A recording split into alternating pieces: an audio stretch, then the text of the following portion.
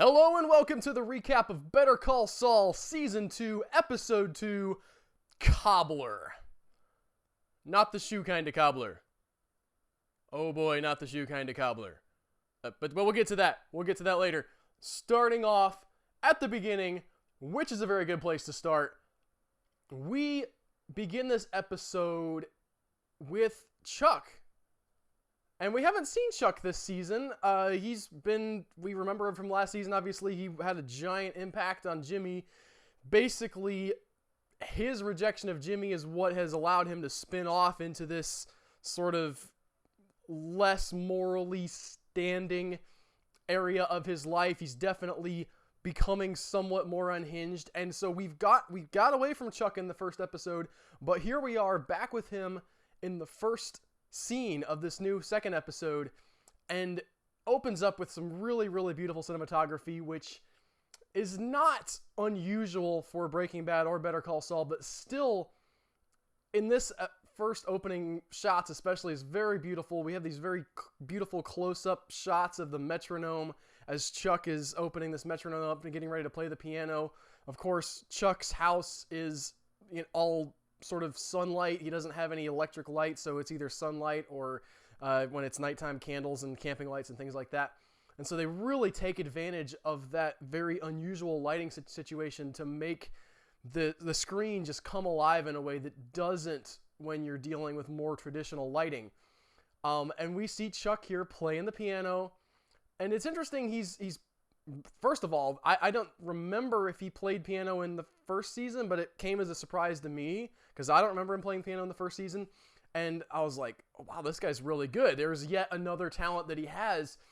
And it kind of helps you understand what kind of a man Jimmy's standing in the shadow of, because Chuck has built up HHM, right? He's this incredible lawyer. His name is on the sign, as he points out later in the season.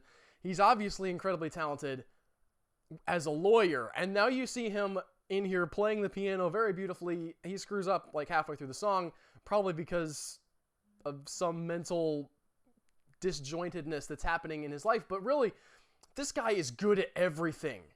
It's just sick how good he is at everything, and you can kind of get a sense from Jimmy's point of view, who's just basically a regular guy, how much he must feel dwarfed by this guy who is so talented. And in the end of the previous season, when he looks at Jimmy and says, you really shouldn't be in law at all, like the idea of you in law is offensive to me. I didn't want to say it because I didn't want to offend you, but you're not a lawyer. You're not lawyer material. Go do something else. And we saw him undercut him, and it really feels like this. I mean, obviously we're rooting for Jimmy, so that moment felt so like a betrayal, but it does make sense from Chuck's point of view. He's been with Jimmy when Jimmy was slipping Jimmy. He's seen Jimmy be this charlatan, and he knows that that's not okay. And that's kind of a theme that's going to play out through this episode, that Jimmy really isn't cut out to be a lawyer, at least in the way that Chuck thinks of it.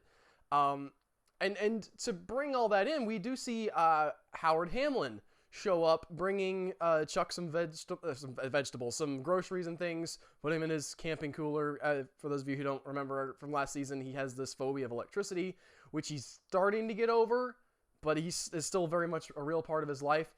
And Howard Hamlin brings Chuck the news that Jimmy is now working for this other law firm. I think it's Davis in Maine.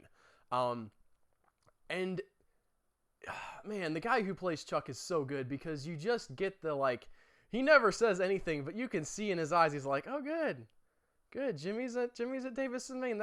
He's practicing law, right? And we really did get this turn in the previous season where Howard Hamlin turned into more of a sympathetic character. He was played up as, because of how he looks and his affect, he seems like this very smarmy, superior type of individual. And then as we went on, it sort of unfolded that he didn't actually have it in for Jimmy. He had some problems with Jimmy, but he actually didn't have any personal issues with him. And he tells Chuck, look, I didn't sugarcoat who Jimmy was, but I also didn't try to throw him under the bus. And you can tell Chuck's like, you really should have thrown him under the bus. The bus was right there. You should have just throw him. He's go. But he doesn't say that. And, you know, Howard Hamlin leaves, and you just see Chuck kind of, a switch flips in his mind. And you can just tell. He doesn't say a word, but you know he's thinking, this can't stand. Slipping Jimmy in a real law firm, I don't care if it's Hamlin, and McGill, anywhere is not acceptable. And so he's going to war. Just from the expression on his face, you know he is going to do everything in his power to take down Jimmy McGill. And so then we cut to Mike. And Mike is doing his job. And that's interesting. We haven't really seen him yet interact in the season with Jimmy. We will later in the series. But right now, Mike kind of feels like the B plot. We're not exactly sure how he's going to mesh in with what's happening with Jimmy/Saul going forward. And Pryce rolls up in his Hummer, and he's like, "Oh, you work here?" to Mike. And Mike's like, "Yeah, I work here. What are you doing here?" And Pryce is like, "Well, I'm looking for these baseball cards." The baseball cards are so great still. I love that he's just so passionately caring about the baseball cards. And the police called me in, and they're like, we want to get a couple extra questions, and we're really serious about chasing down your baseball cards. And Mike says, no, you're not going in there. And the guy's like, I want my baseball cards back. Mike says, pull over. He goes, gets out of the booth, gets in the Hummer, and has a conversation with the guy, and he says, "Listen, the police know that you're a drug dealer. They understand that you can't afford this Hummer on the salary that you have as an IT guy. They saw the empty floorboard under your door. Don't go in there, you moron. It's going to fall back on me." And Pryce has... This is so brilliant. It was such a brilliant moment because Pryce has this moment where he looks at Jimmy, and up until now, the baseball card thing has been funny. And Pryce is a hilarious character. He's a lot of fun. The guy who plays him is a really fun community. I listened to the Better Call Saul Insider podcast yesterday, and he was on. Just seems like a total hoot of a guy. But he, as Breaking Bad has shown us in the past, we can take comedians like this and have these sort of comical characters like Saul Goodman was, and then give them humanity. And there's just... And it's not out of character. It doesn't switch Pryce's character up too much, but we see Pryce look at at Mike and say, "Some of those baseball cards are my dad's baseball cards." And he says it in such a serious way, with such conviction, that all of a sudden, all of your preconceptions about how much of an idiot this guy is, and he is an idiot, but you suddenly identify with him as a human being. He's no longer a caricature. These are baseball cards that he actually cares about for actual human reasons beyond anything that's in his weird, crazy life of being a drug dealer and owning this Hummer. Inside the caricature, there's still a person. And that is what is so strong about Vince Gilligan's shows in general, with Breaking Bad, with Better Call Saul. And so Mike gets that he's not going to let go. At that moment, he understands, as we do, that Pryce is not going to stop chasing after these baseball cards, even up to the point of his own incarceration. And no matter what the risk is. So he says, "All right, you're not going to go in there. I'm going to go find your baseball cards." And Pryce has his, switches back into his silly Pryce mode. He's like, "Oh yeah, you do that for me?" He's like, "Oh, believe me, it is going to cost you." And so we see Mike go and chase after Pryce's baseball cards. And he goes to where Nacho works. And, of course, there's a great line where Nacho's like, "How did you find me?" And, Mike just says, "Come on, dude. I'm smart. You're not that smart. I found you, okay?" And it's also great, too, because we do see Nacho's family life. I believe it's his dad, who's the boss of this sort of reupholstering shop. And Nacho's just working in the back there. And he comes out, and he's... has that sort of wholesome look, and we've seen that from Nacho. He can seem very unthreatening and very friendly, and obviously it's a great facade hiding potential for great violence, but he comes out, and the dad and Nacho are both out there for a while, and Mike is just giving this crazy story about how he wants to put alligator leather seats in his beat up old car, and the dad's talking in Spanish to Nacho, who's translating, saying, "I don't think that's a good idea. Can we try to talk him into something a little bit more sensible?" I mean, Not even worth reupholstering anything in this car. Alligator leather, not going to look good. And eventually he gets called away, and Nacho and Mike get down to business. And that moment, too, really is, again, one of those humanizing moments, because as crazy of a guy as we understand that Nacho can be, we also understand that he does have a root. He has family. He has people that he cares about on a real level that he would not sell down the river. And if Mike, he says, "Are you coming here to threaten my family?" And Mike's like, I'm not here to threaten your family, dude. I'm going to threaten you. And basically gives him a deal and says, you're going to give Pryce back his baseball cards, and it's going to be good for you, because if you don't, I'm going to tell Tuco. And Tuco only showed up in like the 1 or 2 episodes in season 1, but we remember him from Breaking Bad. He's essentially Nacho's boss. Nacho's working without Tuco's permission, selling drugs, doing his own little side thing, and that's not safe for a drug dealer. You don't go off and do your own thing. The boss says what you do, and you do what the boss says. Nacho has these aspirations to grow bigger, and so Mike appeals to his fear and his sort of more reasonable side and says, listen, first of all, the baseball cards are not worth what you think they're worth, because idiot over there, Pryce, is going to give you up. He will totally wreck everything just to get those baseball cards. He does not make any sense. And secondly, I will make it worth your while. You will get your money's worth back if you give back the baseball cards. And so we have Nacho and Mike work out this transaction where Mike gives back the baseball cards to Pryce. I'm sorry, Nacho gives them back to Pryce.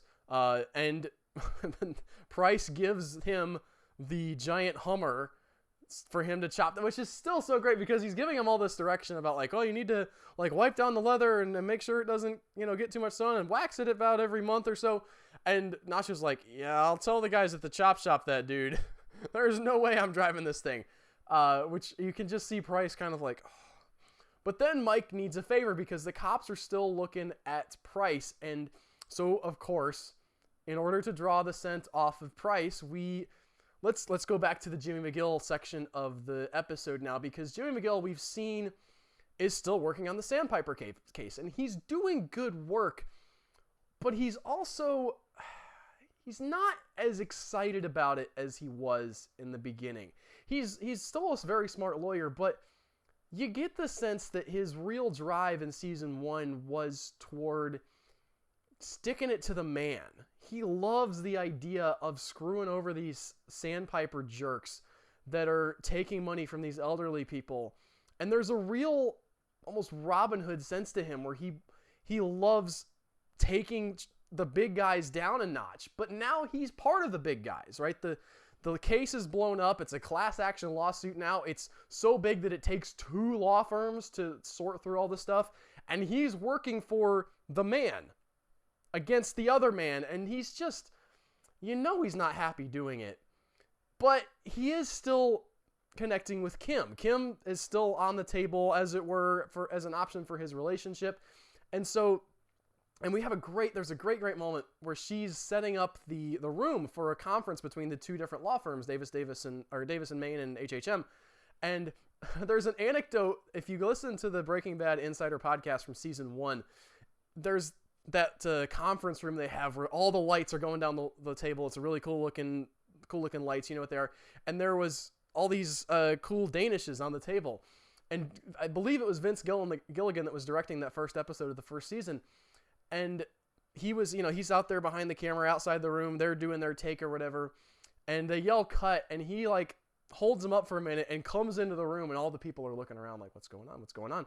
And Vince Gilligan comes and like walks up, doesn't say a word to anybody. There's a tray of Danishes on the table, and just like turns one of the Danishes a different way, and then walks back out, and everybody's like, what was that about? And so I'm just assuming this, but there is just this one little quick shot of Kim adjusting the Danishes on the table, like, just like that. Easter egg for the uber Better Call Saul nerd. If you were listening to all of their podcasts and stuff, there's a little joke in there for you. But she also moves around some name tags so that Jimmy ends up sitting next to her. And it's really sweet, because you see her and him. It's not just one-sided. It's not that just he's chasing after her and hoping that she's going to fall in love with him or whatever, but that she actually does genuinely want to be around him because she's in charge of that. She could have him sit across the table or way down the table, but no, she wants him next to her. And after their meeting, they end up out in the parking lot where we've seen them in the very first episode, I believe, of Better Call Saul in the first season, with that great chiaroscuro light strip painted down where they're laying there smoking and kind of faces half obscured and talking back and forth. But it's a different dynamic now because now we know who these people are. Now we know a little bit more about their relationship. And she gives them this cup, this great cup that says world's second best lawyer. She's written down second on the cup. And she says, listen, I just got to keep it real. And in that conversation, they're talking about where Jimmy's going to live. And he says, well, I'm in an apartment right now, but I'm thinking about buying a place kind of in between here and where I work because I commute a lot. And there's a lot of subtext there. And she says, well, you should probably get some horses at your new place because they're sort of talking out where he's going to live. And he keeps, for a while, they're talking about it as if it's in terms of his house. But then Kim slips, if you want to say that, and she refers to we would be there together, that we would, I forget exactly what the term is, but kind of goes in the direction that we know the conversation is going, but it's her that takes it there. She says, man, wouldn't it be great if we lived together? And yet there's still, the character of Kim is so fascinating to me because you know that she's into Jimmy, but you also know that she's not 100% sure. She really likes him. She really digs him, but she cannot quite get all the way on board with Jimmy McGill. And it's such a great complex back and forth where she's got the sense to know better than to fall in love with him, but she's not completely wanting to follow that sense. And we'll see that really play out at the end of the episode. But they go back in, and then later on, kind of Jimmy settles in at his law firm. We get a scene where he's talking to the boss of the law firm about learning to play guitar, and I don't really know if there was anything terribly significant about that, except to maybe introduce that character, to see and to show that Jimmy is working the case and has ideas on the case, because he does give him some thoughts about, like, hey, they're stonewalling us with this paperwork, but we can do a kind of an end around here and get it this way by going directly to the clients because they keep all their paperwork. And you see them again back in that same meeting room. Again, he's next to Kim, but then we see Chuck come into the law firm, and he's preceded by his emissary, as you will, of the woman going around with her bucket saying, everybody, take out your cell phones, take out your watches, put them all in the bucket because Chuck can't have electricity and everything gets turned off. And Chuck walks into the room, and Jimmy has been in the middle of giving his pitch, admittedly not very inspired, but it's a good idea, as I mentioned, of getting these records from the patients. And Chuck walks in, and Jimmy's just like, he loses it for a second. He's stammering. He doesn't know what to say. He doesn't know how to act with Chuck in the room. And you can tell that Chuck really unnerves him, and Chuck knows that he's unnerving him. And Kim, just, seeing what's happening with Jimmy, just gently puts her hand on his leg under the table, reassuring him. And he catches his breath, breathes in a little bit, and then goes on with what he was doing. And that balancing influence of Kim cancels out the unnerving effect that Chuck has on Jimmy. And then we get the the A and the B plot come together, and Mike calls Jimmy up and he says, listen, I need your help. You want to help this idiot out who's going to get himself in trouble if he talks to the cops and says something. So Jimmy goes in with Pryce to the cops and explains to them that Pryce has gotten his baseball cards back. And here's where we get to the Cobbler thing, because he spins, and I can't do it justice. It's a great, great tale of this weird fetish video thing that Pryce is involved in. And it goes he builds into it so gradually. The script just takes its time getting into what this video is. Just little bit by little bit. This scene must go on for 7 minutes of him just describing to the cops, and eventually gets to the point where he's using all these fancy names for this made-up fetish. And he's like, how have you guys never heard of this? And they're like, what are you talking about? No, this is not a thing. And eventually he describes that someone is paying Pryce to be in these videos where he dresses up in some kind of costume and wiggles around with his bottom in a pie and cries while he's doing it, and that's how he got the money to buy the Hummer, and that he doesn't that, you know, he was keeping the tapes of that in the floorboards of his house because he was ashamed. And eventually, of course, the cops do buy it eventually because Slippin' Jimmy can spin a yarn like nobody's business. And he gets, you know, gets done and he says, okay, looks at Pryce like, we got to shoot some video. And we don't get to see that. We just cut to him and Kim eating pie in bed together. Not in bed, just sort of maybe post or pre-coitus. Who knows exactly what's going on. She's wearing his American Samoa sweatshirt, so probably they've been together. And he's telling her the story of this pie, and he's like, and you know, and then I took the video of the pie. This is one of the leftovers because I bought too many. I didn't know how many takes it was going to take. And at first she's horrified about the pie thing, but then she kind of clicks over in her head and she says, you falsified evidence.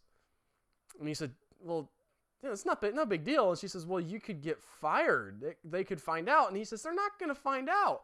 And we kind of get the sense that Kim is a little bit on Chuck's side here. Not side as in she likes Chuck better than she likes Jimmy, but she also is on that perspective of, you can't just do what you want to with the law. This flagrant sort of do what you want to attitude is not okay when it comes to being a lawyer. And Jimmy says to her, well, you were fine with conning the guy, you know, the last week when we got him to buy us all those drinks.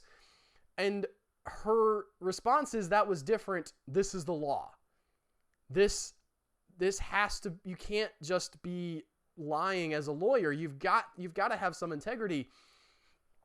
And we see, really, from Chuck's perspective, he knows that that's what Jimmy is. He knows that Jimmy's never going to stop doing whatever he has to do for his clients, and that he's always going to go back to this scheming, dishonest way, and that is not how Chuck sees a lawyer. Chuck knows that's not okay for a lawyer to be. So Chuck's not on board with this, and we start to understand that Kim isn't really on board with that either. And she has a great line, right, like at the closing of the episode that's just so telling. She says to him, I don't ever want to hear about this, about you doing something like this again. And Jimmy says, okay. And that's the end of the episode. And it's so telling that she doesn't say to him, you can't do this again. Because she knows him well enough to know that he's going to.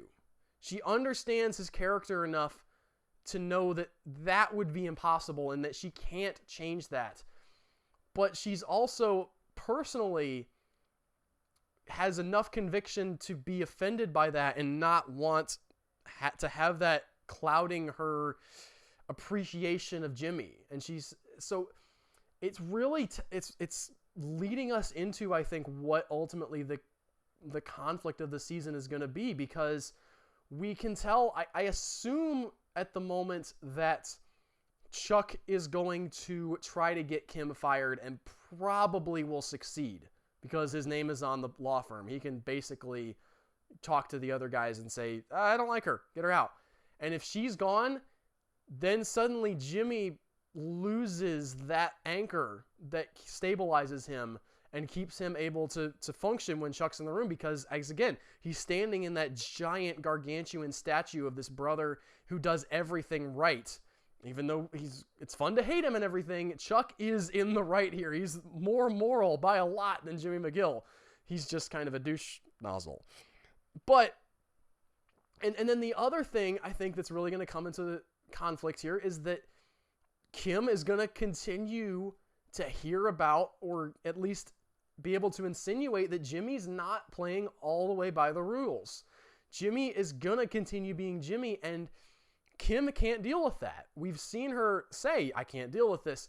So between that conflict of her possibly losing her job because Chuck wants to stick it to Jimmy, and having to deal with the fact that Jimmy is an unscrupulous lawyer, that's going to come to a head somewhere. And I don't know how that's going to happen, but man, is it exciting to see. It is great to have these elements that you can kind of project, like, okay, I understand how this is unfolding, because that's the essence of drama, right? The drama comes in when you see two people in a room and you know something's going to go down, but you're just waiting. And really, we have that in spades with this show, because we can see how the pieces are starting to come together and how some things are starting to fall apart. And it's just about how is that going to happen, and what turns are we going to take, and how are things going to go wrong for our characters. Because you believe you me, things are going to go wrong for our characters. Anyway, that's all for this week of our recap of Better Call Saul. Tune in next week. We'll have another one for episode 3. Thank you guys so much for watching. If you're on the Loot YouTube channel, like and subscribe, and we will see you next week with another episode of Better Call Saul Recap.